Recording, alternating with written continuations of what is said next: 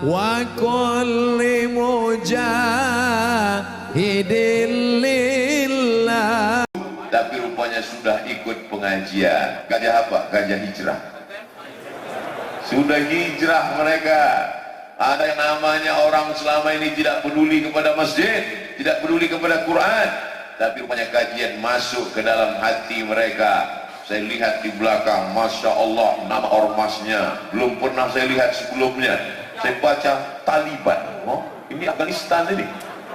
Ternyata ini Taliban yang lembut. Mungkin di Afghanistan dia keras, tapi di sini kumaha itu damai. Yang lembut. Taliban diambil dari kata talaba. Talaba yang mencari. Taliban yang di sini dimaksud adalah mereka yang mencari ilmu dan mencari barokah dari para ulama. Oleh sebab itu, ini komunitas-komunitas yang sudah banyak ini mesti dipersatukan. Dan alhamdulillah, di antara yang mempersatukannya, yang menjemput saya dari airport, yang membawa kemudian kajian petang tadi sampailah ke Masjid Agung ini, di antaranya adalah salah satu yang mengayomi, disebut dengan, dulu kalau kami di Mesir itu nilai paling rendah, paling bawah namanya makbul. Makanya kalau orang nilainya makbul disebut gak bisa S2. Makbul apa? Makbul indallah. Tapi ada yang lebih tinggi daripada makbul, namanya jayyid, bagus. Ada yang lebih tinggi daripada jayyid, namanya jayyid jiddan. Tapi ada yang lebih tinggi daripada jayyid jiddan, mumtaz. Jadi ada satu komunitas mumtaz. Dulu kami waktu di Riau, saya anak Riau, tidak ada yang mumtaz. Ternyata mumtaz sudah ngumpul di Tasikmalaya semua. Mudah-mudahan anak-anak muda ini semua bernilai excellent, mumtaz, berprestasi semuanya, berprestasi dalam bidang pemikiran, berprestasi secara intelektual, tapi juga berprestasi spiritual. Hatinya penuh dengan cinta kepada Nabi Muhammad sallallahu alaihi wasallam. Salatullah salamullah ala taha rasulillah. Salatullah salamullah ala yasin habibillah. Tawassalna bi bismillah wa bil hadi rasulillah wa kulli mujahidin lillah bi ahlil badri ya Allah. Kenapa Ustaz Somad tiba-tiba berselawat? Karena saya lihat ada yang nyebar kantong. Biasa orang kalau nyebar kantong hatinya tertutup. Maka untuk membuka hati itu dengan solawat. Kalau udah dengan solawat hatinya nggak terbuka juga, kita kasih martil. Oh tidak, kita tidak dengan kekerasan, tapi dengan kelebutan. Tala'al badru alaina min saniyatil wada wajabas syukru alaina ma da'a lillahi da ayyuhal mab'usu fina ji'ta bil amril muta' ji'ta syarraftal madinah marhaban ya khairada. Dari mana orang Tasik kenal Nabi Muhammad sallallahu alaihi wasallam? Apa datang Nabi Muhammad ke kota Tasik? Tidak. Orang Tasik kenal dengan Nabi karena bi barakatil ulama. Maka orang membenci ulama berarti membenci Nabi Muhammad sallallahu alaihi wasallam. Orang membenci ulama, memusuhi ulama, berarti dia membenci Allah subhanahu wa ta'ala. Ati Allah, ta'ala kepada Allah, wa ati Rasul, ta'ala kepada Rasul, wa ulil amri.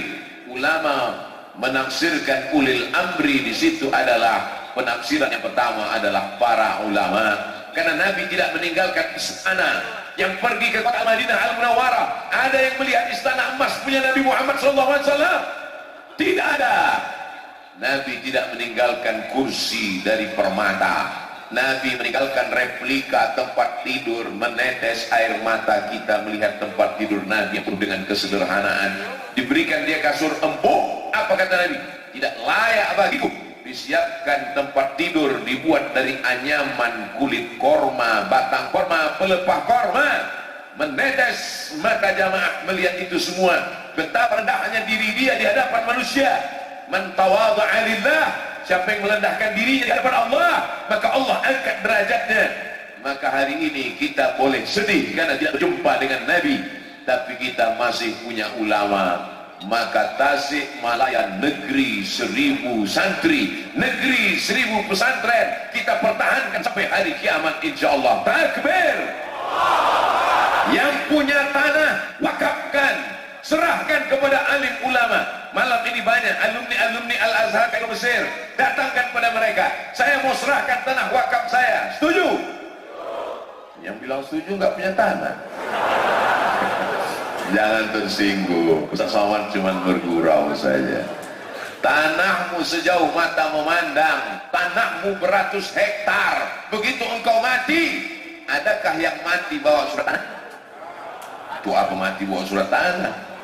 Tanah yang kau wakafkan untuk pondok pesantren, itulah yang akan membuat kuburmu terang benderang. Betul?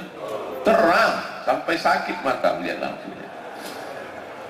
Ustaz Abdul Somad ketika videonya di Tasikmalaya di Masjid Agung, kenapa terang benderang ya Pak Ustaz? Kenapa wajah Ustaz putih sekali di situ? Lampunya terang, guys.